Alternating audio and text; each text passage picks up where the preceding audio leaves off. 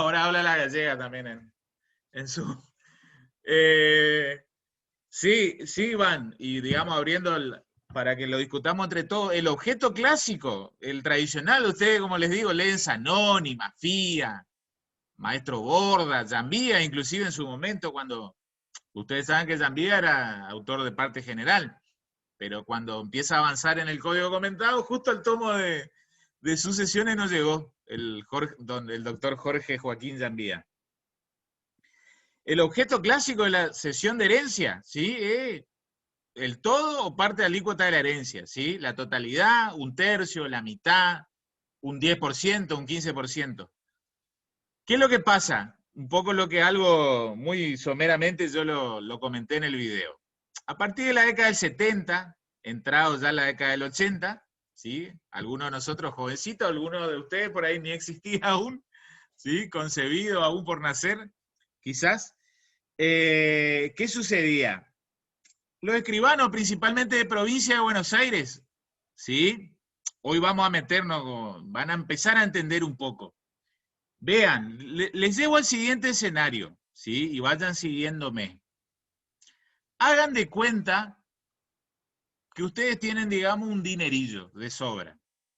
Están con ganas de hacer una inversión, ¿sí? Esto es, digamos, imaginémonos, estamos en momentos de sequía económica y financiera, pero proyectemos e imagínense, cada uno de ustedes, pónganse en situación de que nos está sobrando dinero. Bueno, pretendemos hacer una inversión, ¿sí? La compra de algún bien. ¿Sí? Supongan que concurrimos a escribanía o vamos a un estudio jurídico, ¿sí? Y nos presentan allí un menú, un catálogo de distintas opciones, ¿sí? Quizás algún inmueble de un adquirente por boleto que no tiene título. Supongan, por poner un caso. ¿Estamos? ¿Me van siguiendo hasta ahí? Otra posible inversión, ¿sí? De un inmueble que tiene título, ¿sí? Tiene título, es titular una persona, pero se está divorciando. Y era un inmueble ganancial. Ustedes ya como sabedores de a poquito del derecho de familia, quizás empiezan a idear o proyectar algún conflicto post indivisión comunitaria, post comunitaria. Y supongamos la tercera opción es un inmueble que está en sucesión. El titular tenía título, ¿sí? Supongan que era, para hacer más fácil la cosa, era de estado civil soltero, por ende el hecho de la muerte no va a ser más que disparar la apertura de su proceso sucesorio. ¿Sí? Va a haber que liquidar y partir una masa hereditaria. No nos compliquemos, no hay que liquidar y partir ni masa de indivisión post comunitaria o post ganancial. Entonces, tercera opción, un inmueble en sucesión. ¿Sí? 2 o 3 hijos, para hacerla fácil, descendientes ellos. ¿Sí? En esa misma herencia quizás hay otros bienes, algún automotor, ¿sí? Una motocicleta, cabeza de ganado y algunas que otras acciones o cuotas de una SRL, imagínense. Bien, ustedes tienen la plata, tienen el dinero en el bolsillo, ¿sí? Los dólares blue ahí, acolchonados, acorazados, a punto de ser invertidos. Bueno, ¿a dónde nos vamos? ¿Dónde metemos el dinero? Vamos a discutirlo un poquito. Hoy vamos a hacer más relajada la clase, no tanto contenido, pero van a ver que va a resultar de utilidad. ¿Le compramos, qué les parece, al adquirente por boleto? ¿Le compramos a aquel que se está divorciando? ¿O compramos el inmueble? ¿O de alguna manera pretendemos hacernos de esos derechos que están en sucesión? Ahí los llevo. Esto es cosa de todos los días. Como abogado, como escribano. ¿Qué les parece? Profe, ¿cuál era el primer caso? Como que el oferente sería un adquirente por boleto. No tiene título. El segundo caso es una persona que tiene título pero se está divorciando. Y el tercer caso es el que nos convoca, que nos interesa, el inmueble estaría en sucesión. El tercer caso, profe, es el más seguro diría yo, porque en este caso si son descendientes, los herederos ya son legitimarios, o sea, les va a corresponder una parte del bien. Y en los otros dos casos, tenemos que, en el primer caso del boleto de compraventa, tenemos que tramitar todo, la obtención del título, el que titular originario firme para que después este titular nos los transfiera. Y en el segundo caso del divorcio no sabemos qué parte le va a corresponder a la persona que le vamos a comprar el automotor o el bien que sea. Bueno, bien, Iván, bien, bien, muy bien. ¿Alguna otra opinión? ¿Otro que quiera proceder sobre la opción 2 o uno? Escuchamos. Esto es para hablarlo, sí, vamos a hablarlo hoy. Anímense, acá estamos en una, no hay café, pero es una charla de mate, digamos, una mateada. ¿Sobre cuál proceden? Esto les va a pasar, Dios mediante, ojalá hasta que sean casos propios. ¿Sí? Dios mediante, cuando uno de a poquito se va acomodando en la vida, va haciendo un dinerito. ¿Qué les parece? ¿Sobre cuál procedemos? Ahí Iván dijo el caso 3. Bueno, va a llevar que ahora vamos a tener que, con ojos de abogado y notario, empezar a hacer el análisis. ¿Alguno quiere comprar el caso 2? Caso 1, compra un buzón. Caso 2. ¿El caso 3 no será un paquetón? ¿Eh? ¿Qué les parece? Vamos a ver cualquiera de los otros alumnos. Cecilia, Valeria, veo Gisela, Mariela, Fabricio Labat, hoy individualizado, aunado, no por duplicado. Vamos, vamos, animémonos. No hace falta que prendan la cámara, pero como para hacer un ping-pong, así, un partido de tenis que va y viene. ¿Qué les parece? ¿Quién se anima al caso 1? Pónganse a ver un ratito el traje de... Ustedes ya cursaron reales, ¿no? ¿Ya metieron reales? Bien, entonces vamos a poner un poco los ojos. Hagan de cuenta que nos ponemos el lente de reales. Vamos a verlo con óptica de reales. Caso 1. Va un poco por lo que dijo Iván, ¿no? ¿Por qué? ¿Qué pasa con ese adquirente por boleto? ¿Qué riesgos hay?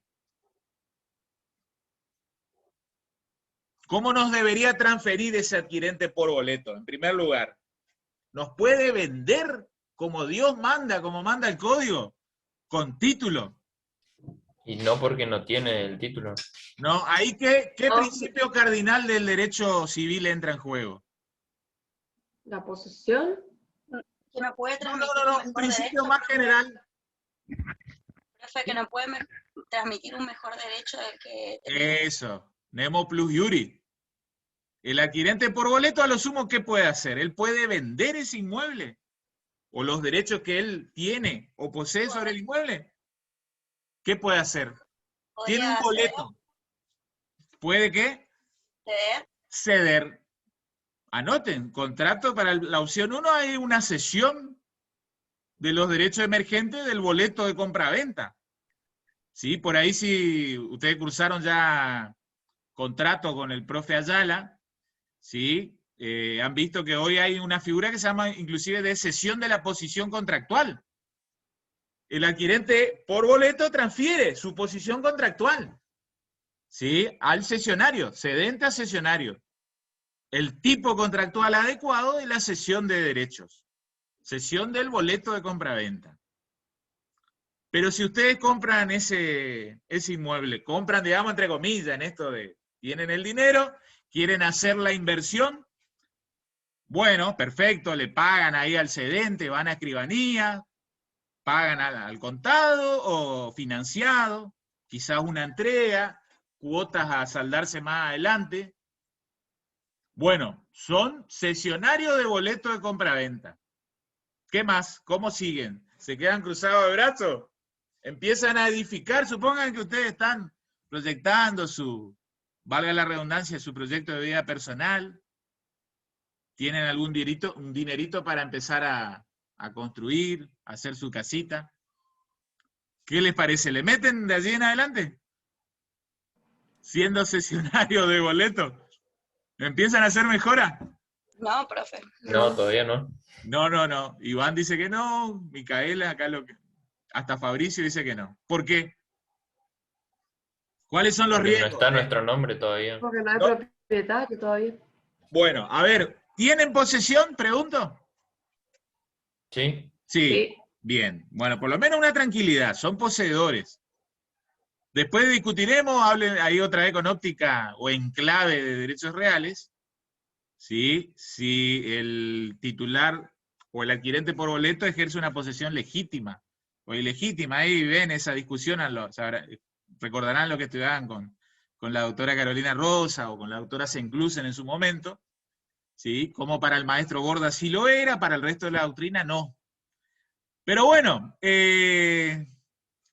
tienen entonces como instrumento que acredita derecho sobre ese inmueble una cesión de boleto. Tienen posesión, tienen otro dinerito por fuera como para empezar a meter mejoras, a construir algo. Me están diciendo que no lo quieren hacer. Bueno, ¿cómo avanzamos? Supongamos que nos fuimos por el caso 1. ¿Qué hacemos? Busco al titular Tramitamos. para escriturar. Bien, Claro, tramitamos la escritura. Sí. bueno. ¿Y ahí qué problema nos podemos encontrar? ¿Qué caja de Pandora?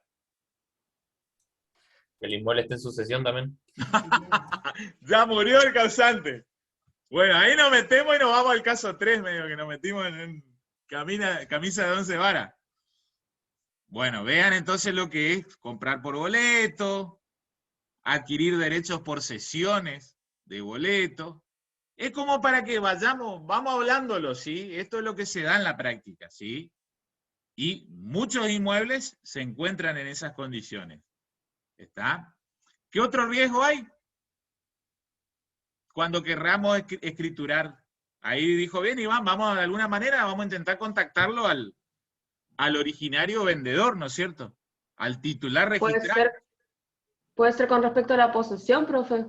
Otro riesgo. ¿Cuál sería, Mariela, el riesgo allí? Y que no sea un poseedor o que no tenga los años suficientes. Bueno, eso es si después, porque me imagino, Mariela, como que vos estás queriendo ir, digamos, procesalmente hablando, quizás hasta para promover alguna prescripción adquisitiva. Una prescripción, sí. Pero no, por suerte no nos compliquemos tanto todavía.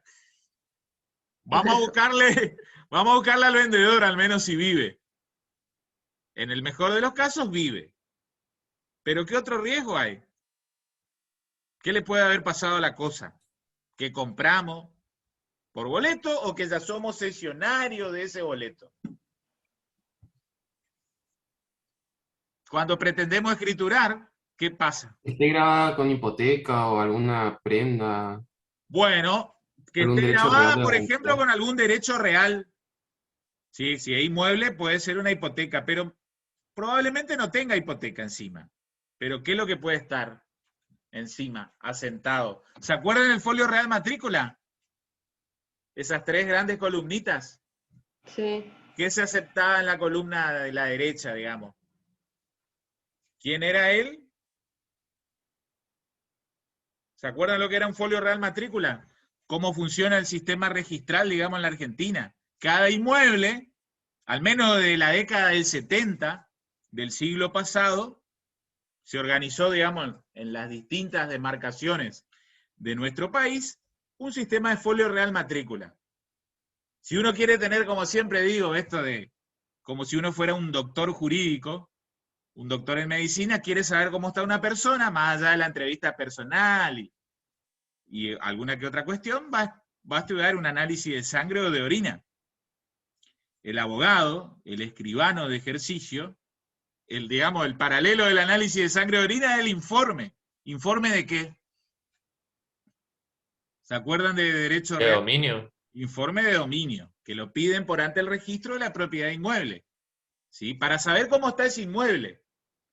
Entonces el registro nos expide, supónganse, al 29 de mayo, cómo se encuentra ese inmueble. ¿Está? Pero es distinto de un certificado, ¿no? ¿Recuerdan eso de reales? ¿Qué diferencia había entre el informe y el certificado? Que en uno por un determinado periodo de tiempo le brindaba como una seguridad al que lo pedía de que no se iba a modificar la situación dominial, creo. Exactamente como un congelamiento. Entonces la gente, que después vamos a ver quiénes eran, que pedían eso, se aprovechaban de esa información tal cual está a esa fecha. Si al día siguiente entra alguna medida cautelar, no le complica, ¿sí?, la adquisición de ese inmueble o los derechos sobre ese inmueble a aquellos que solicitaron un ¿qué? Un certificado. Porque el certificado produce el bloqueo registral. ¿Sí? Produce el bloqueo registral. ¿Quiénes podían pedir certificado? ¿Qué operadores del derecho? ¿Recuerdan por ahí de reales? ¿Los abogados pueden pedir certificado? ¿Sí o no? Fabricio dice sí. ¿Le parece que sí? No, los abogados, anoten que los abogados no pueden pedir certificado. Los abogados solo pueden pedir informes. No pueden aprovecharse de una información, ¿sí?, puesto que no son a su vez autorizantes o funcionarios públicos. El abogado es solo profesional del derecho. Pero Entonces el después escribano sí. el escribano, anoten, los certificados son pedidos exclusivamente por los escribanos. Ustedes conocen, me conocen, yo soy escribano de registro. Yo cuando empiezo a gestar, digamos, un proyecto de escritura, tengo una gestión preescrituraria, tengo que empezar a pedir certificados del registro, de catastro, libre deuda, de la FIB, de la DGR, de la zona de frontera. Si algún día nos encontramos en notariado, les invito a que sigan notariado, más allá de que sean o no escribanos de ejercicio. Es apasionante el notariado, al que le gusta, al menos el derecho civil, el derecho privado les va a gustar. Cierro la idea, los escribanos somos los únicos que podemos pedir certificado. Y nos producen un bloqueo registral. Pero no es un bloqueo registral in eternum, para siempre, sino que tiene un plazo. El certificado tiene un plazo de vigencia. ¿Recuerdan ese plazo de vigencia cuál era? Hoy salimos un poco del mundo sucesorio, pero aprovechamos y hablamos entre todos de cuestiones que hacen al derecho patrimonial civil. No eran 30 días, creo, no sé. Una de las variantes, pero hay un plazo más ordinario, más cortito. La mitad, 15 días. Digamos, les cuento, digamos, acá en Misiones hay un solo registro de la propiedad. Funciona en Posadas, ¿sí? Para los que son de Posadas, lo que no les cuento, está en intersección de calle Bolívar y General Paz, ¿sí?, cerca de Avenida Roque Sáenz Peña, 4 o 5 cuadras de Costanera. ¿Sí? Para lo que les gusta el pádel, acá creo que hay algunos fanáticos del pádel, queda en diagonal al Royal Pádel. ¿Sí? Yo soy fanático del pádel, pero yo soy de los padlistas de la vieja guardia, y jugábamos con paleta de madera. ¿Sí? Ahora me agarran unos vagos de 20, 22 años con sus paletas de 40 milímetros. Me matan a paletazo. No tengo nada que hacer en la cancha. La de 40 es muy grande, profe, de 38. Ya de 38 ya anda, ¿no? Que no despida tanto porque si no, no hay control en la volea. Bueno, les decía, un solo registro en Misiones. ¿Sí? A 20 metros está otro organismo muy importante relacionado con el mundo inmobiliario que se llama la Dirección General de Catastro. DGC, Catastro. Catastro es un registro físico de los inmuebles. Registro de la propiedad es un registro jurídico. ¿Sí? Entonces, si un escribano de Posadas pide certificado para hacer una operación, una vez que se expide, tiene 15 días de vigencia. ¿Está? Pero si lo pide algún colega del interior de nuestra provincia, o sea, por fuera, ¿sí?, del municipio de Posadas, ¿sí?, tiene un plazo de vigencia de 25 días. Y si es por fuera, ¿sí?, digamos, de extraña jurisdicción, fuera de la provincia de Misiones, ¿sí?, 30 días de vigencia. Puede ser un escribano correntino, un escribano santafesino, un formoseño, algún colega bonaerense que lo pide. Nada obsta que ante un escribano, supónganse, de Mar del Plata, se haga una venta o una donación de un inmueble que está situado en Misiones. Eso no está prohibido, les cuento por información, para que lo sepan. Por ahí les va a pasar más adelante que los clientes de ustedes tienen inmuebles en Misiones, por ahí alguna que otra chacrita en Corrientes, algún departamentito en la costa atlántica, ¿sí? No nos compliquemos y no hablemos de Brasil, ¿sí? De Tierra Santa Catarina, un poco como hablaba el caso que planteamos.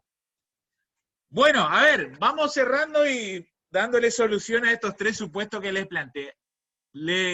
Son cesionarios de derechos derivados de un boleto de compra-venta. Un riesgo era lo que ya lo han manifestado. Se nos muere el titular registral. ¿Cuál es el otro riesgo? ¿Qué les parece? Estamos hablando del registro. Pedimos un informe y ¿qué nos informa ese? Está registrado en nombre de otro. Bueno, ahí estamos en el horno. No nos compliquemos tanto. Está en nombre del titular registral, ¿pero qué? Yo le dije 3 grandes columnitas. Columna de titularidad, columna de ¿qué? La del medio, que es la que todos miramos cuando pedimos un informe o certificado. Si está limpito, digamos, tranquilo. Si está con algo, uvasal. Tranquinola ahí para... se cae la operación. ¿Qué irá en el medio? ¿Qué se asienta en el medio del folio real matrícula?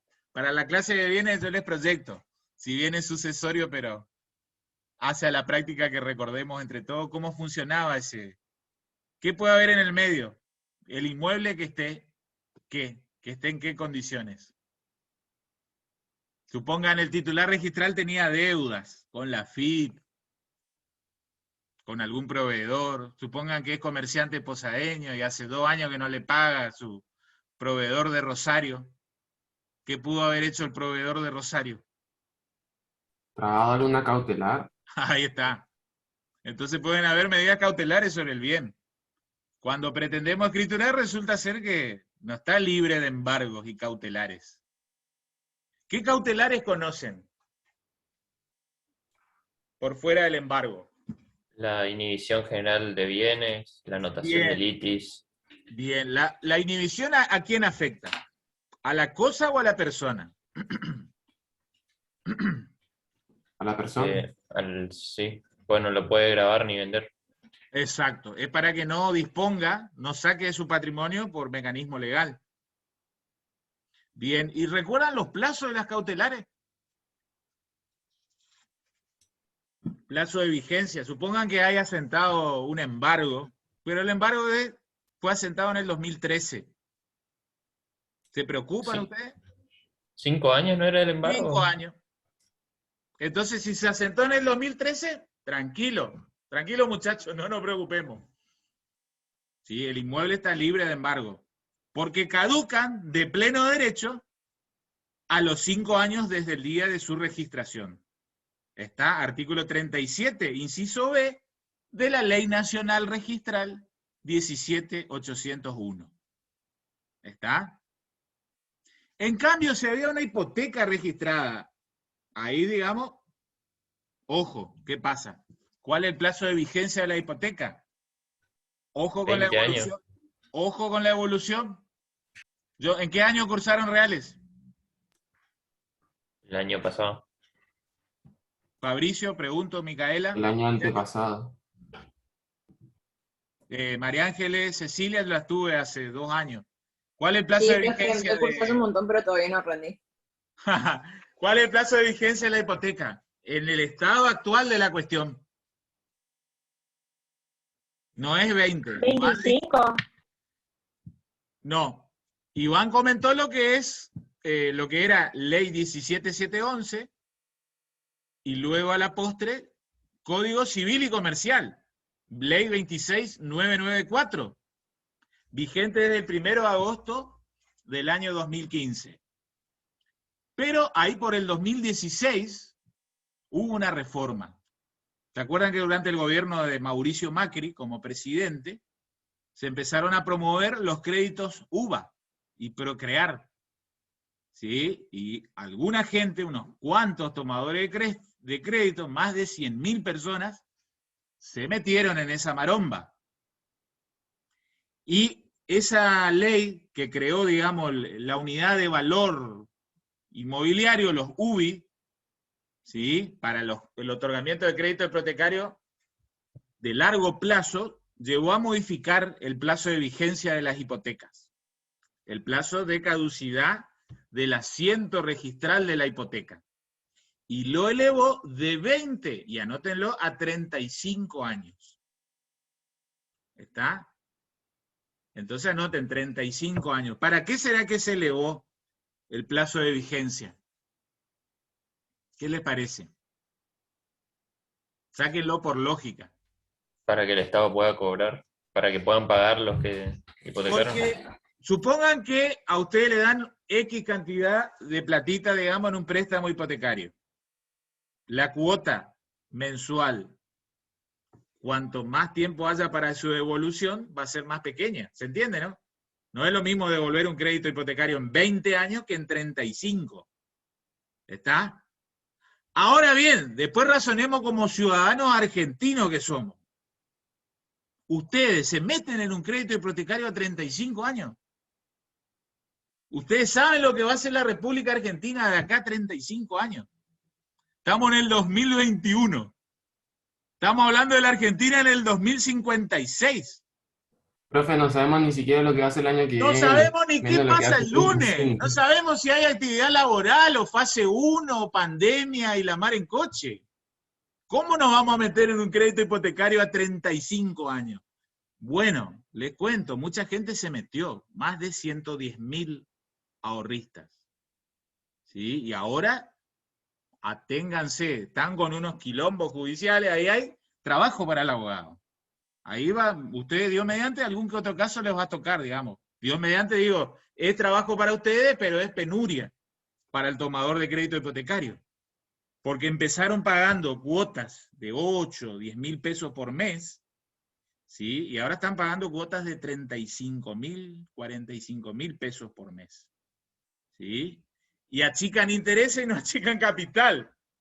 ¿Sí? Ese es otro tema que en algún momento vamos a hablar, que es la técnica del anatocismo, ¿sí? Conocido como el interés del interés. Por ahí algo lo hablaron en obligaciones. Bueno, eso es la Argentina, ¿sí? Es una lotería, ¿eh? Bueno, cierro la idea. ¿Le compran entre comillas al cesionario de derecho? ¿Como cesionario de derecho? ¿Sí o no? Está medio precaria está flojo de papeles, ¿no? Bueno, hay riesgo de muerte, hay riesgo de que la cosa esté embargada, alguna cautelar, o que el vendedor quede inhibido. Bueno, está complicada la mano. ¿Alguno va por el caso 2? Compra el inmueble ese que está, no hay sucesión, pero el titular registral, supongan que era un inmueble de titularidad exclusiva de una persona, 100%. Ustedes están cursando familia ahora, ¿no? A la vez, ¿puede ser? Ya ¿Ya la metieron? cursamos, profe. ¿Y metieron ya? Bien, entonces son especialistas en régimen patrimonial, ¿no? Del matrimonio. Vamos a hablar un poquito. ¿Cuáles son los regímenes patrimoniales del matrimonio? Ganancial y de los bienes propios, no me sale el nombre. Bien, El de régimen separación de de bienes. comunidad, por un lado, y por otro, ¿se El acuerdan? régimen de separación de bienes. Exacto, bárbaro. En el régimen de comunidad, ¿qué distinguen? ¿Que hay una dualidad de qué? De bienes, Eso, ¿cuáles eran? ¿Cuáles son las calificaciones de los bienes en un régimen de propios. comunidad? los propios y los gananciales. Propios y gananciales. De una manera muy genérica, ¿cuáles son los bienes propios de los cónyuges? Los que cada uno adquirió con anterioridad al matrimonio. Bien. Y los gananciales son los que se obtuvieron conjuntamente durante el matrimonio. Bien. ¿Y hay algunos otros bienes propios? Supongan que ya se casó una persona. Matrimonio. Los que él adquirió por medio de una Plata de donación. los... Bien, y los adquirió a título gratuito, por herencia, legado o donación. a pesar de que ya están casados, si entra la titularidad de ese bien en el patrimonio de uno de los cónyuges, no entra bajo una calificación ganancial, sino propia. Bien. Supongamos el inmueble de este caso 2 es un inmueble ganancial.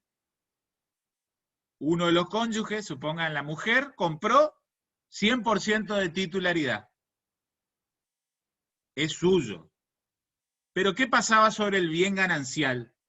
¿En qué consiste la ganancialidad? Ahí está, digamos, el quid de la cuestión. ¿Qué le pasa al bien ganancial? Yo les dije, es de la mujer. Vamos a hacer como si fuera que es un matrimonio heterosexual. Ustedes saben que matrimonio puede ser hetero u homosexual, ¿no es cierto? En el mecanismo de régimen actual matrimonial. Por poner un ejemplo, pareja heterosexual, no cambia, puede ser homosexual también. Bien de titularidad exclusiva de uno de ellos, o de una de ellas. ¿Cuál es el derecho que tiene el cónyuge no titular? ¿En qué consiste la ganancialidad? En que al final cuando se disuelve el vínculo, ese bien va a integrar una masa de indivisión y esa masa luego va a ser partida. Bien. Entonces, de una manera muy genérica, tiene una ¿qué? Una parte de alícuota. Una expectativa, una potencialidad, digamos, de ser partícipe en el 50% del bien. Pero bien lo mencionaste, Iván, y eso es importante remarcarlo. Vos dijiste en qué momento temporal. Cuando se disuelve el vínculo. Cuando se disuelva el vínculo o se cambien de régimen. No se olviden que también se pueden cambiar de régimen patrimonial sin romper el vínculo matrimonial. Se pasan de un régimen de comunidad a un régimen de separación de bienes. ¿Qué debían celebrar? Lo habrán estudiado en familia. ¿Qué instrumento tienen que concertar? Una convención matrimonial. Exacto. No. ¿A dónde tienen que ir? ¿Y el registro? No. ¿Ante un escribano sería? Ante un escribano, porque la forma es la escritura pública. Para celebrar convención matrimonial de cambio de régimen, la forma es escritura pública. Luego esa escritura se inscribe en el registro de las personas para publicidad y oponibilidad frente a terceros. Pero cierro la idea, que bien lo fueron respondiendo. El cónyuge no titular, hasta que no se disuelve la comunidad, ¿es copropietario en el bien? ¿Sí o no? ¿Se entiende mi pregunta, no? Compró la mujer el 100% de un inmueble. Ella está casada. Ese inmueble califica como ganancial. Compró a título oneroso. Entró el bien a título oneroso. Es ganancial. Supongamos el cónyuge varón. ¿Es copropietario en ese momento o hasta que se extinga? No, yo tenía entendido que no es copropietario. Lo que No sí es puede hacer es copropietario. usarlo. Puede usarlo, gozarlo, eso sí. Sin embargo, la cónyuge titular, ¿qué tiene? El régimen de disposición. ¿Qué pesa sobre ese régimen de disposición? ¿Dispone libremente la cónyuge titular? No, profe, necesita de conformidad expresa. Más que conformidad. ¿De qué requiere? Consentimiento expreso, no. Tampoco. Tampoco, porque el viejo código hablaba de consentimiento conyugal y el nuevo código con buena técnica jurídica habla de qué. Hay ahí pulir un poquito la terminología. De asentimiento conyugal. Necesita del otorgamiento por parte del cónyuge no titular de un asentimiento conyugal. Bueno, cerramos la idea y vamos a ubicarnos a ver el caso 3, ¿sí? Que es el caso que nos convoca. Hay un inmueble que queremos comprar, tenemos la platita, lo compramos, está en sucesión, era de titularidad de una persona, murió el titular, tiene 3 hijos. ¿Cómo nos hacemos de los derechos sobre ese bien? Ya murió el titular. Lastimosamente no le compramos en vida. Si le compramos en vida, asunto solucionado.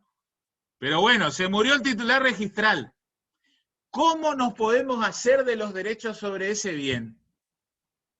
¿Qué vías ustedes encuentran?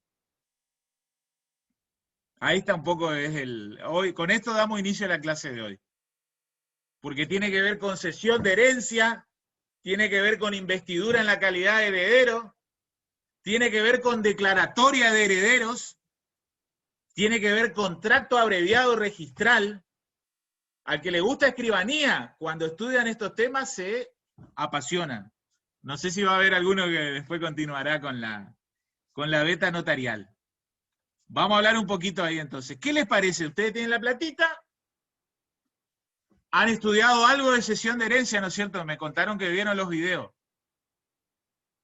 Y ahí vamos a empezar a profundizar esto de la cesión de herencia sin individualización de los bienes, digamos la concepción clásica que tiene a la cesión de herencia por objeto el todo o parte alícuota de la herencia. Sin embargo, yo le estoy contando que la herencia de este causante, en ella había un inmueble, un automotor y una moto. Entonces, vamos solucionando entre todos. Ustedes quieren comprar solo el inmueble. ¿Les sirve que los herederos hagan cesión de herencia clásica? Por lógica no les sirve. Porque si los herederos, supongamos que son 3 mujeres, eran las hijas del causante, las herederas, les transfieren a... ¿Quiénes son las partes en un contrato de cesión? El cedente es el heredero. Bien. Y el cesionario es el que quiere comprar Se hace de los derechos. Bien. No nos sirve, ¿no es cierto?, la cesión clásica. Porque si se celebra, ¿el cesionario en qué posición queda? Ocupa la posición del heredero, pero no su calidad. Exacto. Entonces, es como que viene a subrogar a las 3 cesionarias, a las 3 cedentes, a las 3 herederas, que yo le dije, una persona tenía 3 hijas, fallece. Y ustedes, o digamos, supongan que son los abogados de estas 3 herederas, ¿sí?, que hacen la cesión. Si hacen la cesión sin individualización del objeto u objetos, están cediendo los derechos hereditarios sobre el inmueble, sobre el auto y sobre la moto. Ustedes como cedente, digamos, como asesores de la cedente, se están equivocando, puesto que había que transferir los derechos solo sobre el inmueble. Bien, entonces, es como para, vean, esto es una práctica, es un principio de ubicuidad. ¿Para dónde hay que ir? Les puede pasar en un caso propio, en un caso de cliente. Si se dedican a la escribanía, van a ver que la inmensa mayoría de inmuebles se venden en sucesión y en divorcio. Porque es cuando falta la plata. Y ahí es que se ponen de acuerdo, se pelean los herederos, y ni les cuento lo que es la carga emotiva, emocional, de llevar adelante la venta de un inmueble en divorcio. ¿Sí? El que se va a dedicar a familia, generalmente las mujeres se dedican al derecho de familia, ustedes saben que, digamos, viene innato esa facultad de contención, digamos, espiritual, moral en la mujer. Bueno, no es sencillo, digamos, nos cuesta a los varones. Yo les cuento, es cuando saco una operación de venta de un inmueble en divorcio, después como que estoy 2 semanas boleado. ¿Sí? Porque es un traspaso, digamos, de negatividad. Está desde el mismo momento que les digo que uno no puede hacer reuniones conjuntas. Uno hace un martes a la noche la reunión con un excónyuge, a los 2 o 3 días con el otro excónyuge. Imagínense la tensión del día que se firma la escritura, donde los excónyuges van a retirar el dinero que les corresponde. Y uno ahí en el medio, digamos, haciendo chistes, hablando del día a día del país. Bueno, es todo un tema, ¿sí? Muy singular. Vuelvo a ubicarme. Cesión de herencia. ¿Qué les parece? La clásica no nos sirve. ¿Querrían hacer la cesión sobre bien determinado? ¿Qué Sí, les la parece? verdad que sí.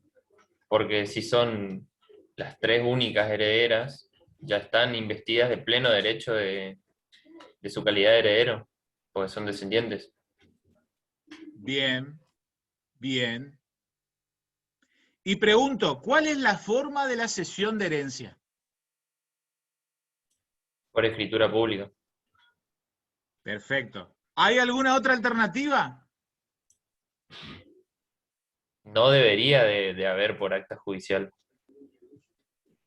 Bien, ahí vean, hacemos el rápido comparativo que fuimos hablando en las clases anteriores y por ahí están en los videitos. Forma de la renuncia en el régimen actual. ¿Cuál es la forma de la renuncia de herencia?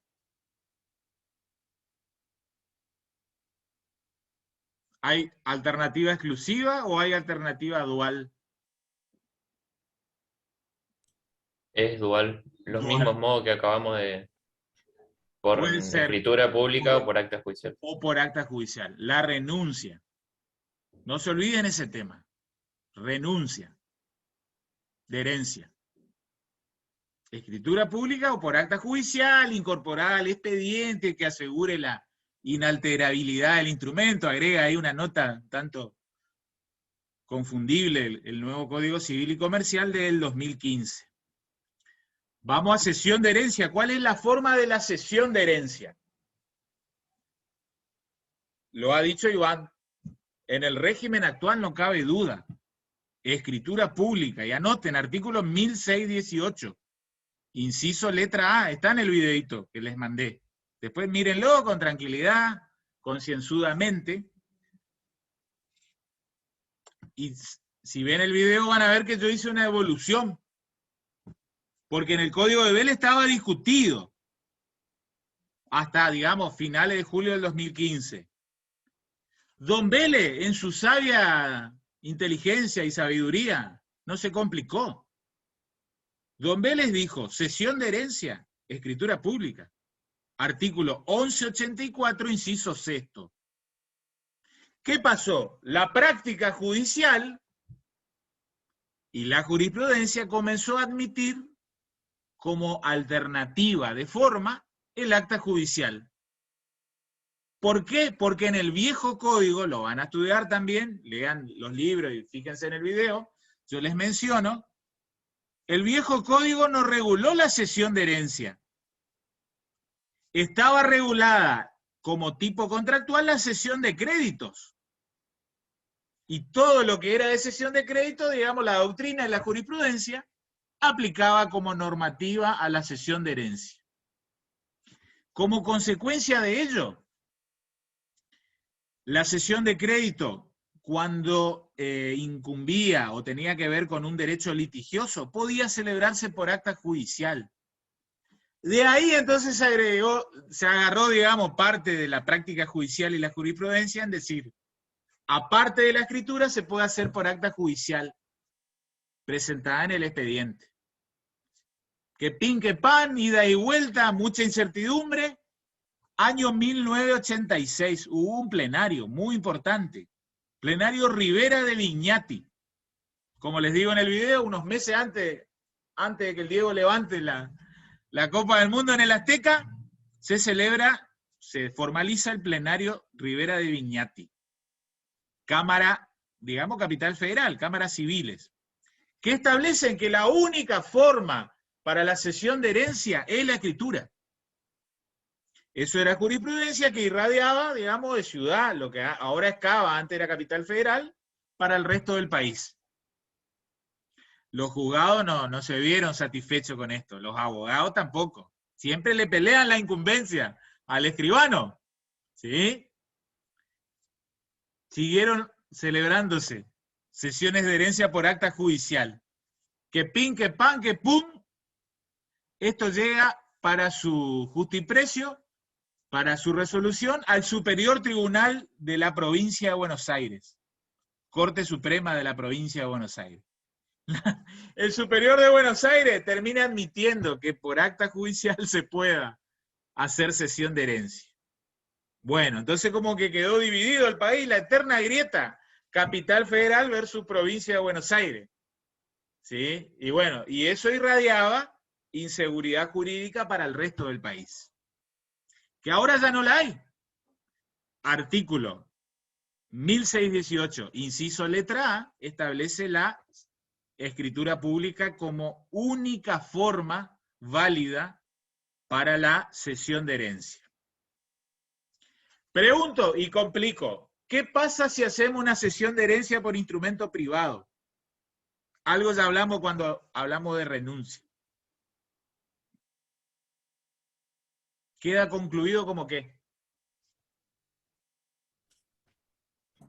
¿Como un acuerdo entre partes puede ser? Bien, por el cual cedente y cesionario se ven obligados a ¿qué? A hacerlo frente a un escribano. Exacto, exacto. Porque es un acto formal solemne relativo, no solemne absoluto. Porque solemne absoluto es una donación, por ejemplo, de inmueble, o de cosa registrable, o de prestaciones periódicas o vitalicias. O el testamento, que es el acto más formal en la óptica del Código Civil y Comercial. Sin embargo, hay otros actos en donde la legislación te dice, tenés que cumplir, tenés que observar esta forma.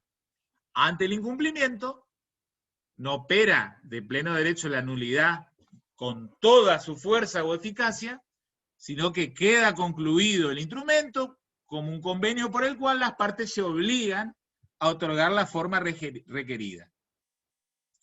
Supongamos entonces, cedente y cesionario celebran una cesión de herencia por escritura, por instrumento privado.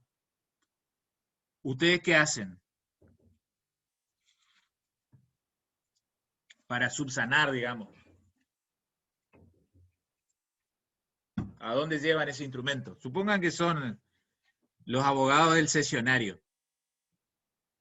Se presentan en la justicia y ¿qué hacen? Promueven que el paralelo del boleto, ¿se acuerdan? Del boleto de compra-venta. La acción de escrituración. Exacto, ahí está. Promueven escrituración. Y si el cedente se hace el loco y dice, no, yo no tengo ganas, no quiero ir a escribanía. El juez suple su voluntad. Ahí está. No se olviden eso, ¿sí? Porque hay alguna que otra cesión de herencia. Uno ve como autorizante que circula por falta de asesoramiento, por desconocimiento, alguna que otra vez hay que subsanar. La idea es no llegar al juicio de escrituración. Vayan a escribanía y elévenlo a escritura pública. Tiene que ir el cedente y el cesionario. Entonces, vean, de paso vamos estudiando cesión de herencia, ¿sí? Que es parte de los videos que les mandé. Ya sabemos el objeto en su concepción clásica y en esta hora de, digamos, más modernizada de la cesión sobre bien determinado. Ya nos metemos en ese tema. Supongan que son los abogados o abogadas, ¿sí? Del cesionario. Ya se celebró como Dios manda por escritura pública. ¿Qué más? ¿Qué más hacemos? Le decimos al cesionario, señor, señora, vaya a su oficina o a su casa y guárdelo en la lata de leche nido. Usted ya es titular, ¿qué le decimos? Que se tiene que ir a presentar en el expediente. Ahí está. Hay que darle publicidad a la sesión, no se olviden, anoten, doble subrayado. Hay que publicitar la sesión de herencia, sea la clásica o sea la que es sobre bien determinado. Debe quedar en claro que la cesión de herencia no es título sobre el inmueble. ¿Se entiende? El cesionario tiene que buscar su título en el expediente judicial. Él pasa a formar parte, digamos, del elenco de legitimados, procesalmente hablando, en un proceso sucesorio. Pero él todavía no tiene un título sobre el inmueble. Él mal podría llevar su cesión de herencia al registro de la propiedad inmueble. porque es como que nos están faltando elementos, ¿sí? Nos está faltando jugadores en el proceso sucesorio aún. Y ahí usted les invita a que después péguenle un vistazo al código, artículos 2302, 2303, van a ver el tema de los efectos de la cesión. Porque hay una eficacia entre partes, entre las partes de cuándo surte efecto la cesión de herencia. Desde el mismo momento de que, entre partes, entre cedente y cesionario. Fíjense después, entre partes del mismo momento de celebración. Ya surte efectos. ¿Está? Eventualmente si hay un saldo de precio, supongan que es onerosa la cesión. Supongan que el cedente cobró el 80% del precio y le falta un 20%. Ese es el efecto. Entonces, si el cedente quiere cobrar ese saldito, puede cobrarlo y lo puede, digamos, ajusticiar, llevarlo a la justicia. ¿Está? Está hecho en la forma que Dios manda, que el código manda, escritura pública, quiere cobrar el 20% restante. Eso es la eficacia entre partes, no hace falta nada más. ¿Sí? El cedente, si quiere cobrar ese 20%, no tiene que esperar que se presente la cesión de herencia en el expediente. ¿Se entiende? ¿Me van siguiendo eso, digamos, de la práctica? A ustedes les va a tocar estos conflictos, Dios mediante, si se dedican al derecho patrimonial privado. Vamos ahora a la eficacia con coherederos y legatarios. ¿Desde cuándo? ¿Desde el momento de celebración? No. ¿Desde cuándo? Desde que sea publicidad, profe. Ahí está. Desde que se presenta en el expediente sucesorio. Supongan ustedes son los abogados o abogadas, ¿sí? Abogades de los cesionarios. Bueno, van a tener que presentarse. ¿Cómo participan en el proceso? Lo volvemos a repasar entre todos, una vez más. Con patrocinio letrado, con representación. Bárbaro. Un Perfecto. poder especial. Exacto, si es con representación, ahí ya ven cómo les va quedando. Poder general para juicio, pero con facultad expresa, para aceptar o repudiar herencia. No se olviden ese temita también. Bien ahí. Bueno, hacen un escrito, ¿sí? Si es por patrocinio, firman ambos, si es con representación, solo firman ustedes.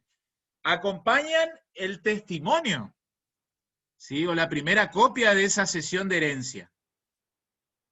Bien, ahí ya tenemos una eficacia entre partes, una eficacia con coherederos y legatarios.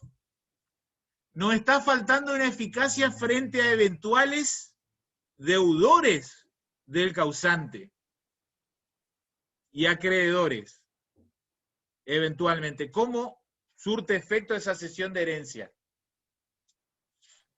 Notificándolos. Notificándolo. Porque el causante puede ser que al momento de fallecer tenía créditos por cobrar. Y si uno es cesionario de esos derechos, se subroga en la posición de jurídica de los herederos para cobrarlos. Bueno, para poder perseguirlo y cobrarlo, va a haber que notificar que se hizo la cesión de herencia. ¿Cómo notificarían ustedes desde la práctica? Por carta documento. Carta documento. O por acta notarial, pero es más caro. Vamos a lo más práctico, háganlo por carta documento. ¿Está? Entonces ahí ustedes se legitiman como para poder cobrar esos créditos. No se olviden, engancho este tema con el fuero de atracción. ¿Se acuerdan que hablamos algo en unidad 1 y después yo le entremezclé con la 15? ¿Qué era el fuero de atracción? Desde lo procesal, la competencia. ¿Qué era? Era una de las excepciones de competencia, traía todas las cuestiones atinentes a un determinado proceso. Bueno. Por ejemplo, en este caso, el sucesorio. Y los dos procesos universales así son el sucesorio y el concursal. Exacto. Pero no se olviden que el fuero de atracción del proceso sucesorio opera de manera pasiva. ¿Se entiende eso, no? O sea, son Únicamente todos cuando Para los las, deudores. las sucesiones deudoras. claro, el causante era deudor. Entonces los acreedores del causante vienen ante el juez del sucesorio. Sin embargo, lo que los herederos o cesionarios de esos herederos tienen por cobrar, casi tumbo mi mate, tienen que ir ante los respectivos jueces conforme a las normas ordinarias de competencia. ¿Se entiende, no? ¿Ven cómo se va concatenando de a poquito?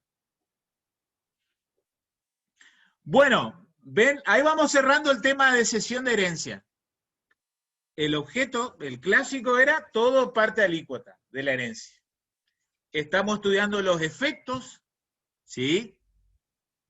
La cesión de herencia puede ser gratuita u onerosa. ¿Está? Bien. Estudiamos la forma también, remarcamos. Pero vuelvo al caso que nos convoca. Está el inmueble en sucesión. Queremos hacernos respecto de los derechos respecto de ese inmueble. Hay también un auto y una moto. La cesión clásica no nos sirve. Probablemente vayamos por la cesión de herencia o cesión de derecho hereditario sobre bien determinado. Bien, ustedes como abogados o abogadas de esos cesionarios se presentan en el expediente. ¿Qué es lo que buscan? Yo les dije que no tenían título. Los clientes de ustedes no tienen título con tener la cesión de herencia en mano. ¿Qué van a buscar? La partición de la herencia o el auto de adjudicación. Ahí está la respuesta, anoten. Cuando uno se presenta como cesionario en el expediente sucesorio, va a adquirir un título, digamos, para su cliente, para el cesionario, gracias a que se formaliza, se realiza la partición, o bien hay veces que no hay partición y hay directamente un auto de adjudicación. Es una resolución judicial del juez del sucesorio. ¿Está? Y ahí anoten que hay que elaborar un oficio judicial. Ahí hay tarea para el abogado, hay honorario para el abogado. ¿Sí? Es el momento más lindo como abogado, digamos, cuando hacemos el oficio para inscribir. Con eso ahí garantizamos las vacaciones en enero, febrero, y que se pudra todo. Empezamos a atender el 25 de febrero y no el 7-8 cuando vuelve la justicia. Bueno, hay que hacer un oficio judicial. Como tiene por objeto inmueble, tiene que recibir su correlativa inscripción registral por ante el registro de la propiedad inmueble. Si tenemos tiempo en algún momento, nos está faltando ahora ya un mes y piquito de clase, yo algún día les proyecto un oficio judicial de inscripción. Cierro la idea. Nuestro cesionario, entonces, cuando hay auto de adjudicación, es que debe buscar el oficio. Me aclaro un poquito más para no confundirnos. Busca el oficio cuando hay auto de adjudicación. Si hubo auto de adjudicación es porque no hubo partición. La partición es un convenio entre eventualmente los demás coherederos y el nuevo cesionario. En algún momento, quizás con Amanda ya lo están hablando, hablaron algo de partición, ¿no es cierto? Vamos a hablar ahora, la siguiente clase. me Ah, el parece. lunes tienen. Bueno, ahí van a hablar con Amanda que hay formas de partir. ¿Sí? Hay una forma privada, hay una forma judicial, y quedó un resabio que hoy en día no sabemos si está vigente o derogado. Que anoten es la partición mixta. La partición privada no siempre se puede realizar, porque tienen que estar todos de acuerdo, estar todos presentes y ser todos capaces. Si hay algún menor de edad o persona con incapacidad, ¿sí?, restringida o persona incapaz, caemos en cierta manera a la partición judicial. Y cuando la partición judicial llega, se complican las cosas, porque hay más trámites. Porque para que haya partición judicial, se requiere previamente del inventario y de avalúo. ¿Está? Entonces es como que ahí es un tríptico.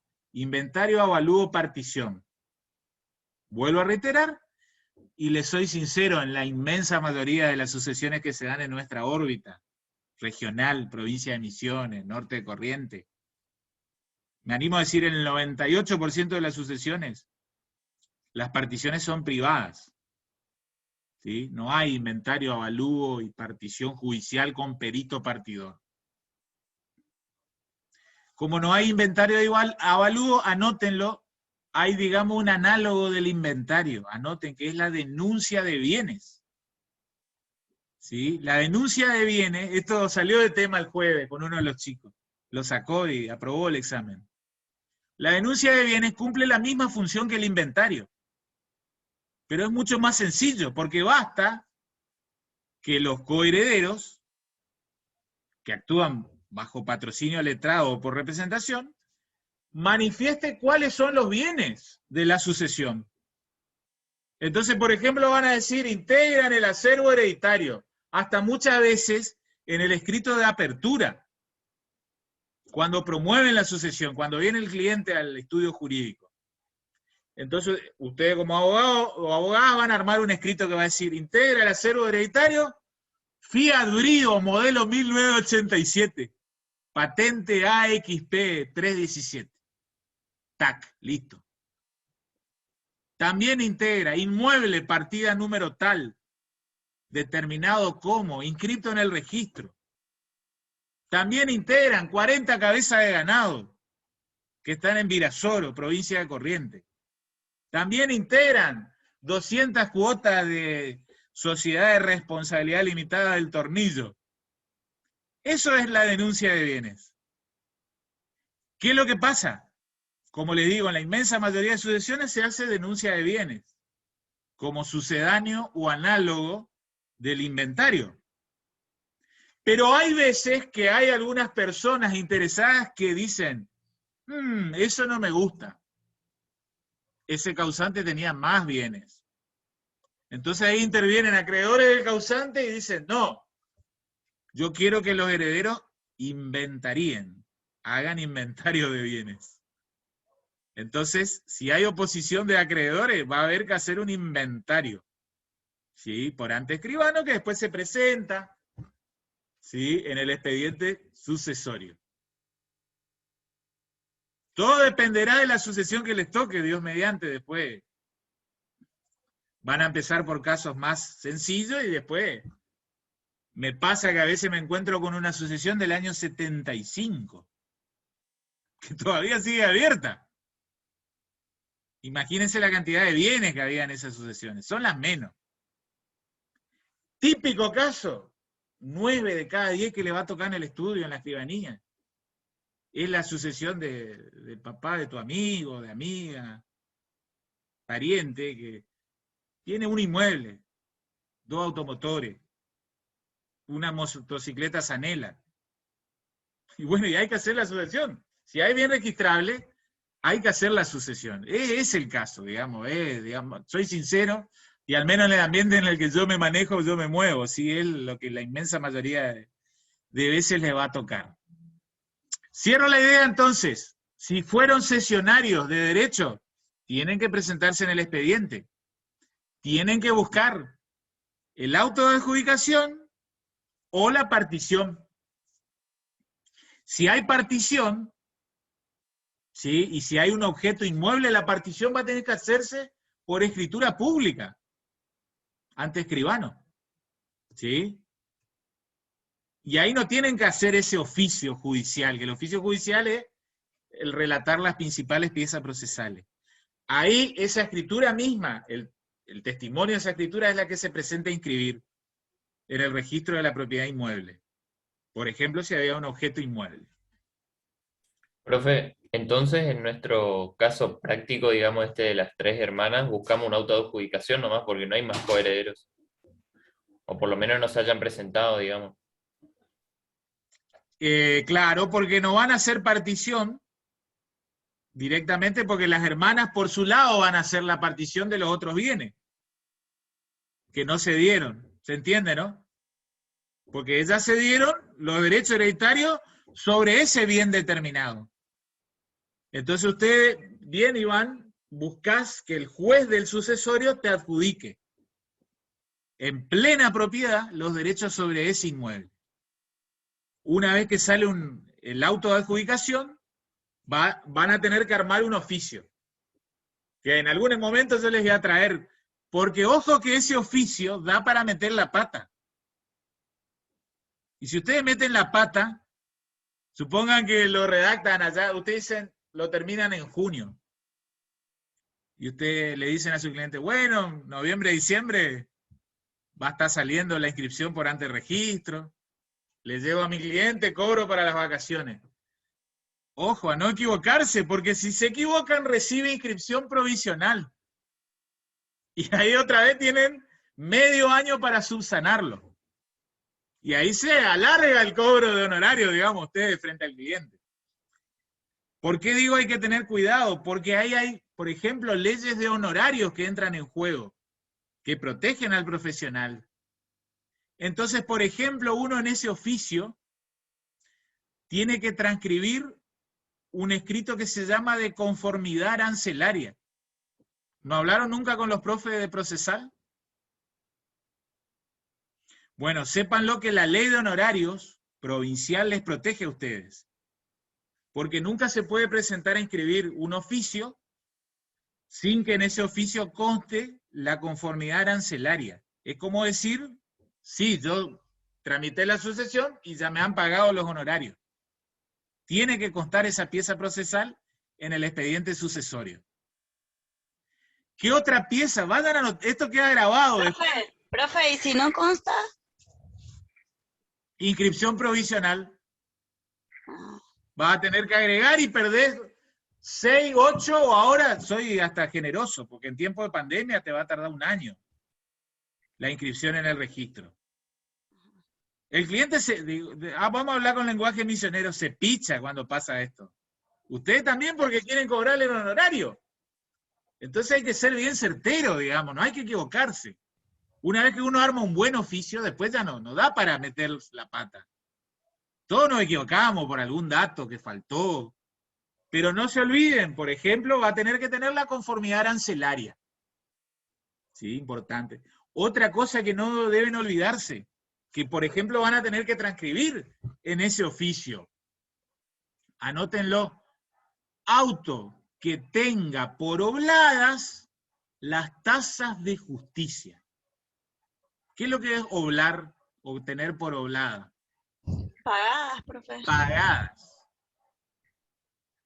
¿Ustedes saben cómo se paga la tasa de justicia, digamos, desde lo práctico?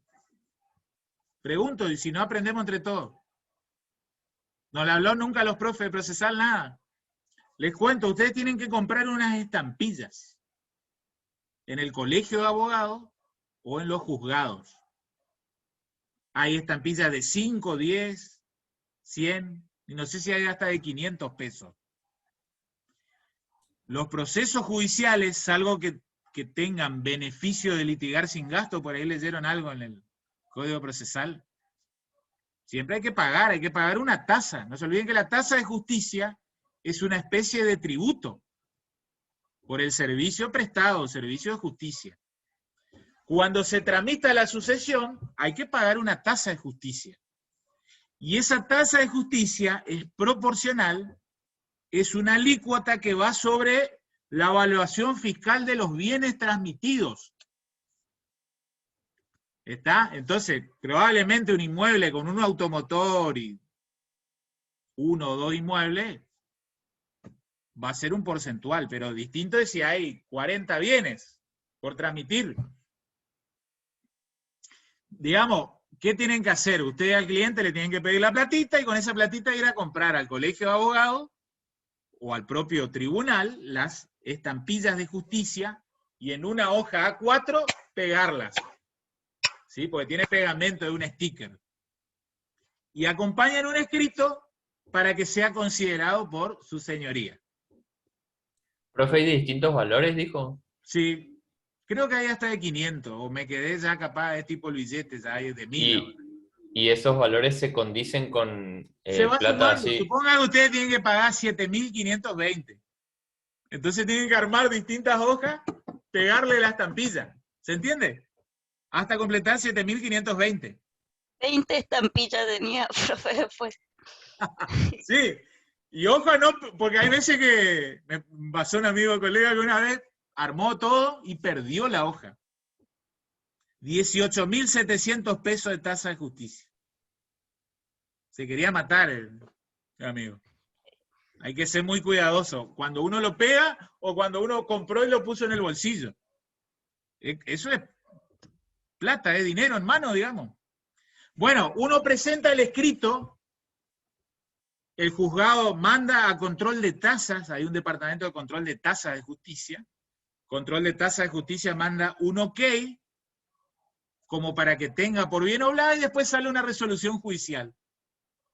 Téngase por bien oblada las tasas de justicia que obran a fojas tanto. ¿Se entiende? Entonces ustedes en su oficio van a tener que transcribir. A foja 72, obra, auto que tiene por bien oblada tasa de justicia. Y dice lo siguiente. Posada, 27 de marzo de 2021. Punto suspensivo, téngase por bien oblada tasa de justicia. Firmado, juez civil y comercial, número tal. Va a tener que estar ahí. Otro día hablamos de otros requisitos, ¿está? Pero es de la parte práctica, ¿sí? Ustedes como abogados les va a tocar tramitar eso. Entonces, íbamos a proceder sobre el inmueble en sucesión, ¿no? ¿Estamos todos de acuerdo? Parece la partición, todos de acuerdo, todos capaces, todos presentes. Pero vean, ahora empiezo a complicar. Siempre es así las cosas, cuando uno aprende algo, se da cuenta de lo que desconoce, de todo lo que desconoce. ¿Por qué? Porque les planteo la siguiente pregunta. Ustedes, digamos, pretenden transmitir la mayor seguridad, para sus clientes. Ustedes buscan que su cliente se haga de los derechos sobre ese inmueble en particular, por cesión de derecho hereditario sobre bien determinado, o buscan que su cliente compre a la sucesión. ¿Se entiende mi pregunta? Lo de la parte de comprar todos los derechos. No, comprar, técnicamente hablando, comprar ese inmueble. ¿Puede comprar ese inmueble el cliente de ustedes, que sería el que pretende hacerse de los derechos? ¿Puede comprar antes de que haya partición? Tienen que darse muchas condiciones para que se pueda vender un inmueble Por antes el de la consentimiento partición. de todos, profe, no podría. Bueno, vamos a meternos ahí en ese tema. Y se van a ir perfilando para ese lado. ¿Por qué? A ver, pregunto en general, vuelvo a reiterar la pregunta, esto queda grabado y después concienzudamente vuelvan a ver si es que no me hago aclarar expresamente. ¿Pueden comprar, técnicamente comprar, no ser cesionarios, sino comprar el inmueble antes de la partición de No, bienes? no, profe, ¿por qué? Anoten, respuesta apresurada, pareciera que no. Anoten, así como, porque vamos a ir haciendo una secuencia. A prima facie le gusta decir a los que se lucen, los que saben de la materia, pareciera que no. ¿Por qué? Porque los derechos, digamos, están así, inertes, en abstracto, en esa masa indivisa, en esa comunidad hereditaria. Pareciera que no. Sin embargo, y acá empiezo a plantear lo siguiente. Y empiécenlo a correlacionar con declaratoria de herederos. ¿Tendrá alguna relación con la declaratoria de herederos? El poder comprarlo. Comprarlo directamente, no ser cesionario de, ni tampoco esperar partición. No se olviden que esperar una partición en sucesión es hablar de 4 o 5 años. Estamos en el 2021. Sería hablar del 2025, 2026. Y ustedes están queriendo Profe, comprar ahora, porque con ahora tienen el autorización dólar. judicial, ¿Eh? con autorización judicial no podría comprar. En todo caso, autorización judicial que piden los coherederos entre sí. Sí. Pero antes o después de la declaratoria. Después, Pues, Bueno, Después. vamos a leer entre todos. Si tienen código, vean el 2337, parte final. Yo voy a proyectar para todos ustedes. Hoy van a ver que nos adelantamos desde lo técnico, así la unidad, pero desde la práctica se les comienzan a acomodar los jugadores en la cancha. profe, acá tengo el artículo, si quiere lo leo. Bien, ya me ubico así entre todos los proyectos y... porque visualmente impacta más.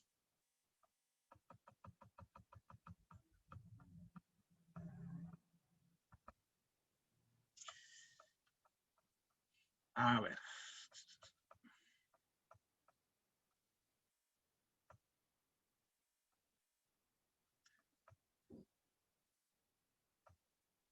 Pregunto si se está viendo el código. no, No, profe. profe. ¿No? Está como en proceso de compartir. Ah, bueno. Vamos a guardar. ¿Me avisan Ahora cuando? ¿Ahora lo ven? 2337. ¿Quién lo lee? Ahí lo leo, profe. Dale. Investidura de pleno derecho. Si la sucesión tiene lugar entre ascendientes, descendientes y cónyuge, el heredero que queda investido de su calidad de tal desde el día de la muerte del causante sin ninguna formalidad o intervención de los jueces, aunque ignore la apertura de la sucesión y su llamamiento a la herencia. Puede ejercer todas las acciones transmisibles que correspondían al causante. No obstante, a los fines de la transferencia de los bienes registrables, su investidura debe ser reconocida mediante la declaratoria judicial de herederos. Bien. Gracias, Iván. Vamos concatenando ahí con otro tema de fondo. La declaratoria de heredero es un tema procesal. Digamos, el primer vistazo que uno dice es tema principal, pieza procesal. Si vieron el video, han visto que yo les proyecté ahí un esquema de declaratoria de heredero. Sin embargo, este acto procesal fundamental, digamos, tiene una gran importancia desde el fondo, desde la legislación de fondo, del derecho sucesorio. Porque nos lleva a hablar de esto de la investidura en la calidad de heredero. Lo que en el Código de Vélez, ¿cómo se llamaba? Posesión. Posesión hereditaria. Terminología que se dejó de lado porque generaba conflictos, confusiones con la posesión que uno suele, digamos, tenerla ya estudiada, adquirida de derechos reales. No tenía nada que ver la posesión hereditaria de los bienes con posesión de la cosa, ¿sí? De el derecho sucesorio, del derecho real. ¿Qué pasa? Ustedes saben que hay herederos que tienen llamamiento legítimo, ¿no? Y hay un llamamiento imperativo y uno supletorio. ¿Cuáles son los de llamamiento imperativo?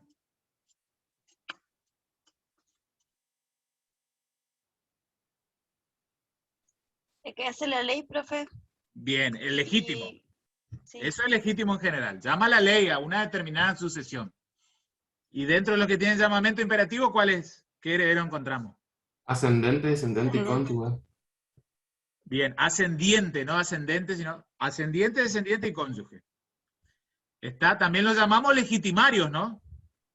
No legítimos, sino legitimarios, porque tienen legítima. Parte o porción de los bienes o de la herencia, después vamos a definir en unidad 8, de la cual no pueden ser privados. ¿Cómo completamos el llamamiento legítimo? Hay un llamamiento supletorio, ¿no? ¿Para quiénes? Para los colaterales. ¿Sin limitación? Hasta el 4º grado, creo que. Hasta el 4º grado. Código de Napoleón hasta el 12º.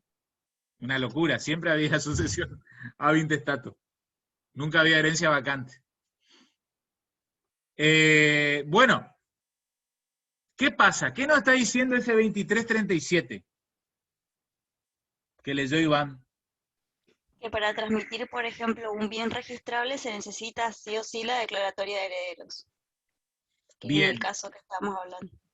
A pesar de que el descendiente, ascendiente y el cónyuge ya tienen la investidura en la calidad de heredero desde el mismo momento de la muerte, desde el mismo momento de la apertura de la sucesión, y ellos, por ejemplo, entonces podrían, ¿sí?, intentar cobrar créditos de los cuales era titular el causante, ¿sí? Sí. O, por ejemplo, pretenderían, por ejemplo, hasta cobrar un seguro de vida desde el mismo momento de la muerte, y la autoridad no le podría decir, che, esperá, yo espero que vos tengas declaratoria. No. Ellos tienen que acreditar el hecho de la muerte y el vínculo con el causante, a través de instrumentos públicos. Partida de defunción, partida de nacimiento. ¿Sí? A pesar de eso, el código es expreso. Para transferir el bien registrable, necesitan declaración judicial. Necesitan declaratoria de herederos. ¿Sí? Entonces, vuelvo a preguntar. ¿Se puede vender o comprar ese inmueble en esa sucesión que les dije? ¿Sí o no? No, Sí, pero después de la declaratoria de herederos. claro. Exacto. Ven ahí como la declaratoria como que ya te divide las aguas. Llega una ruta, la rotonda para un lado o para el otro. Una cosa es antes de la declaratoria, ¿sí? ADH, digamos, antes de declaratoria de heredero, y otra cosa es después de la declaratoria. Entonces, ¿qué puede pasar? Y eso es, digamos, lo que ustedes como profesionales, ahora estudiantes, luego profesionales, tienen que ir ubicándose. ¿Les surge este negocio para el cliente o para ustedes?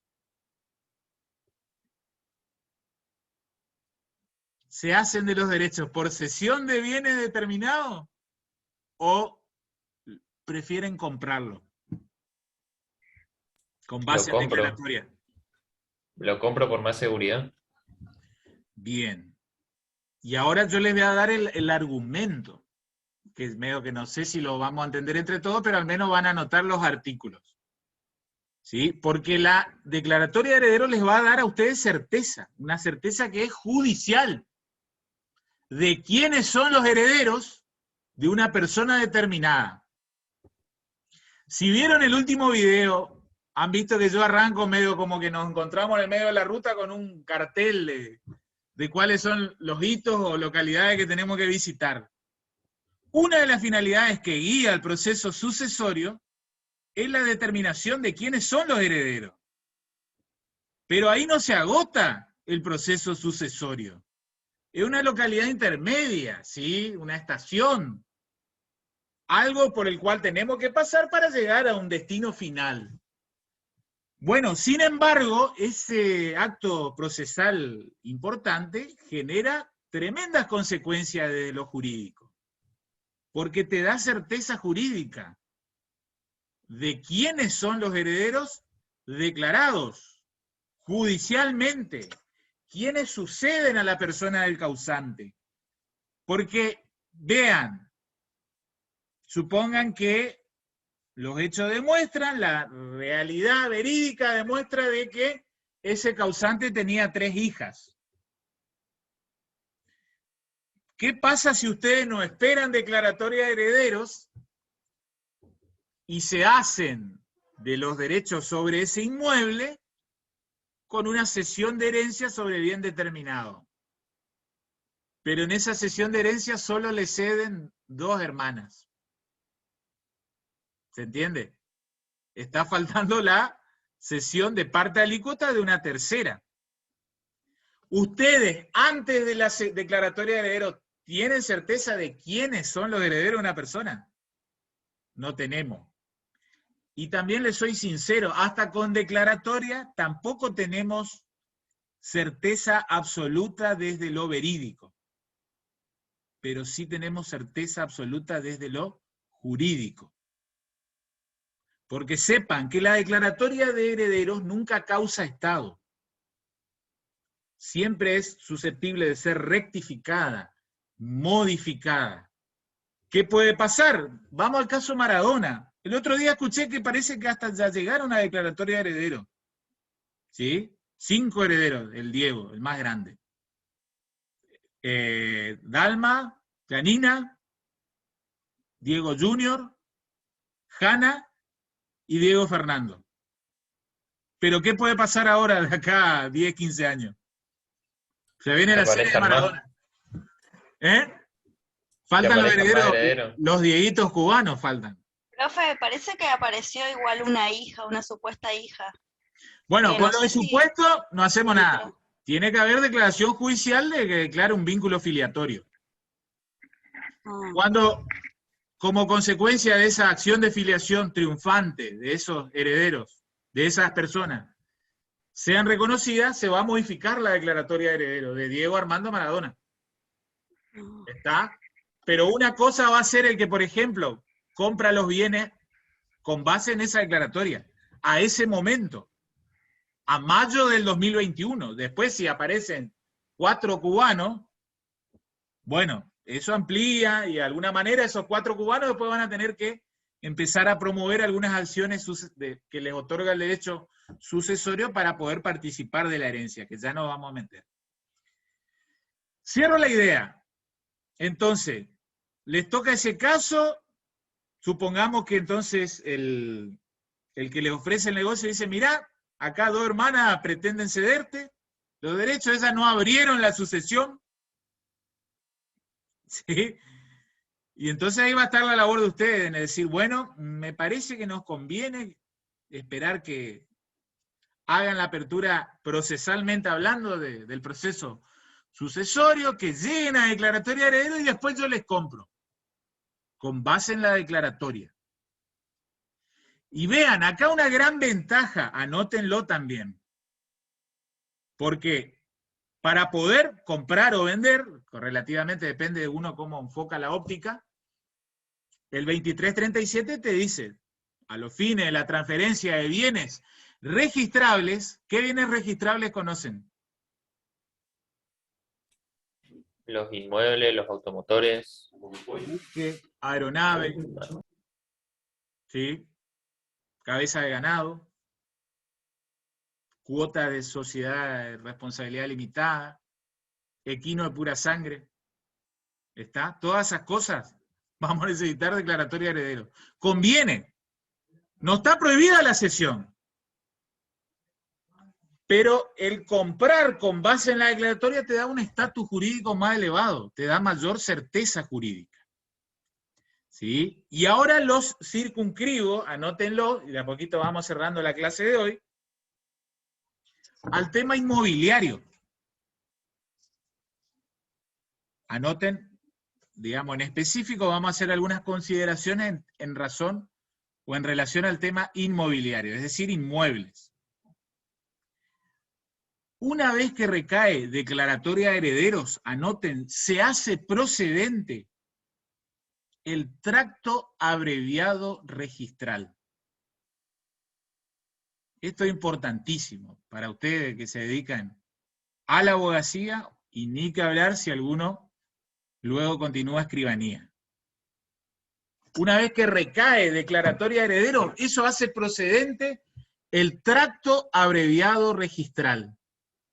¿Alguno se acuerda de real de lo que era el tracto abreviado? Profe, ¿eso no era cuando se transmite, por ejemplo, el causante, se transmitiría la propiedad directamente al comprador? sin que pase al nombre de los herederos. Porque, vean, recuerdan de derechos reales, había un principio registral que era de tracto sucesivo, ¿no? ¿Qué era el tracto sucesivo? Un perfecto eslabonamiento, encadenamiento de transmisiones dominiales.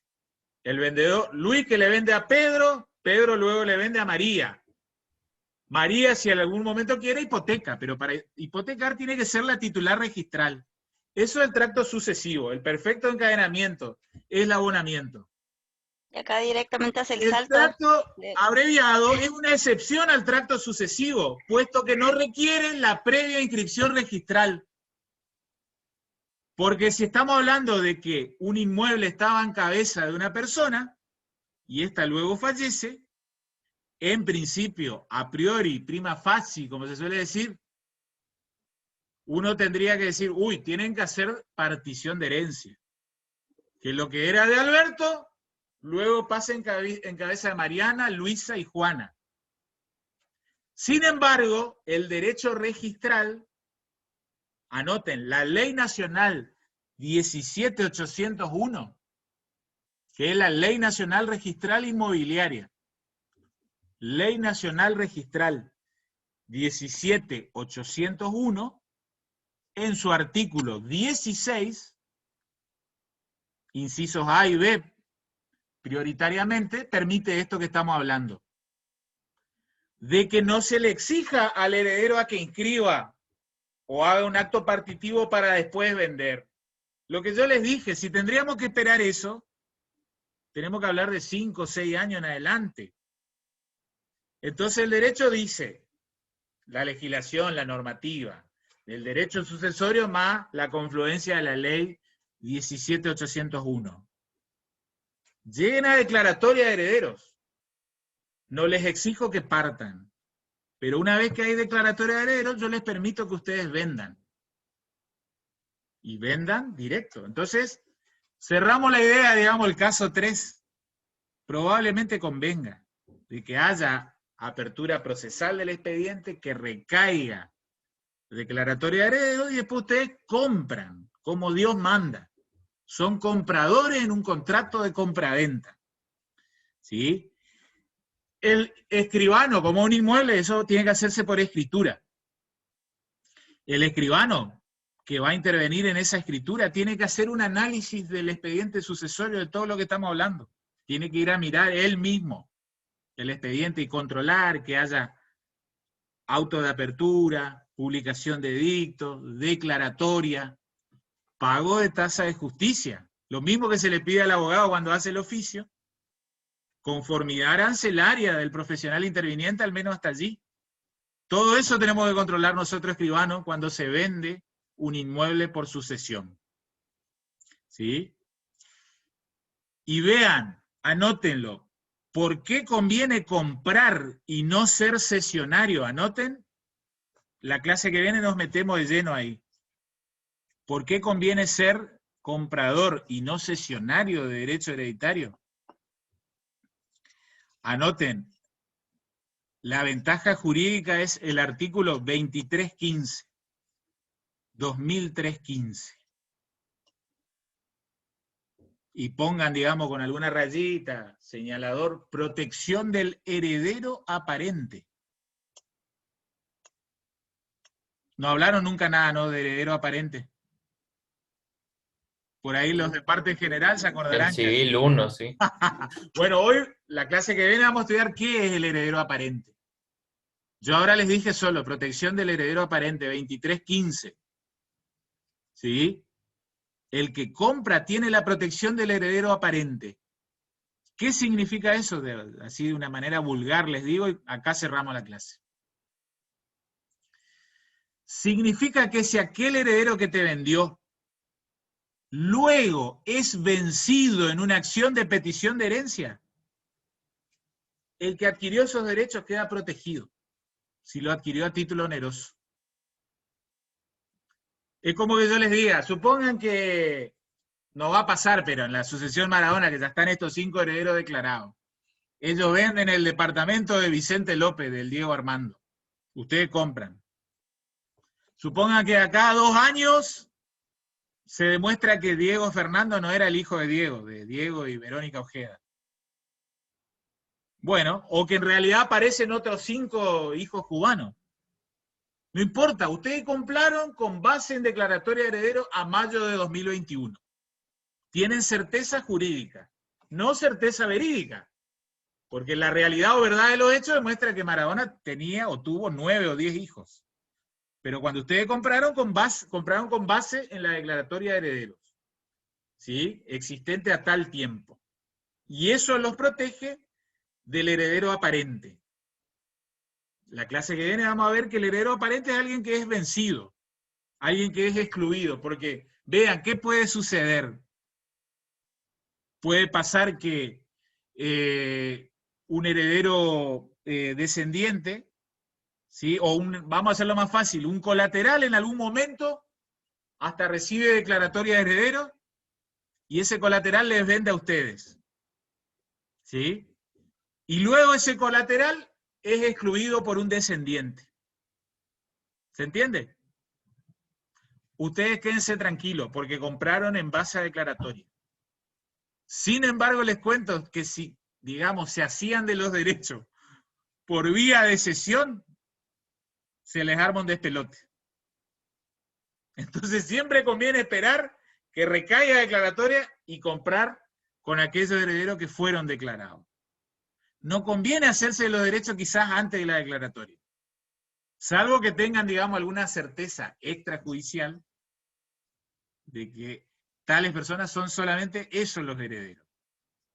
Pero ustedes saben que eso es prácticamente, escapa, digamos, al conocimiento humano. Muchas veces aparecen filiaciones extramatrimoniales, ¿sí? Que obtienen sentencias favorables luego de la muerte del causante. ¿Está? Bueno, gente, ¿alguna preguntita? ¿No? Ya saben más o menos cómo proceder. Conviene siempre, digamos, consejito de viejo escribano y profesor, amigo de ustedes, docente de sucesiones y de notariado. Esperen la declaratoria. No procedan antes de la declaratoria. Siempre conviene, si uno quiere comprar, otra cosa es, digamos, que haya alea. Supongan que ustedes quieren hacerse de una sucesión, los derechos sobre una sucesión y no saben si había muchos o pocos bienes, bueno, ahí es otra cosa, ustedes ya corren. Pero si ustedes quieren comprar un bien concreto, individualizado, un inmueble, un auto, ¿sí? Algo concreto, esperen declaratoria y después compren luego de la declaratoria. La clase que viene cerramos el tema de petición de herencia y heredero aparente, que se relaciona con esto. No tomé asistencia hoy, pero bueno, los tengo acá en el listado, reitero en voz alta para que quede grabado, está Kerber, Labat, Jiménez Soria, Casino, Segovia. Segovia, vos, te teníamos de alumno, Valeria. No, profe, yo cursé el año pasado, estoy como oyente, porque quiero rendir ahora en julio. Ah, perfecto. Perfecto. Gracias. Bien, Valeria. Siwer y Méndez. Listo, esos son los presentes. ¿Nadie más? Nos vemos. Buen fin de semana. Chao, Ahí corto. Nos profe. vemos, profe, Buen buen fin fin de- de... Chau, Buen fin chau. de, Suerte. profe.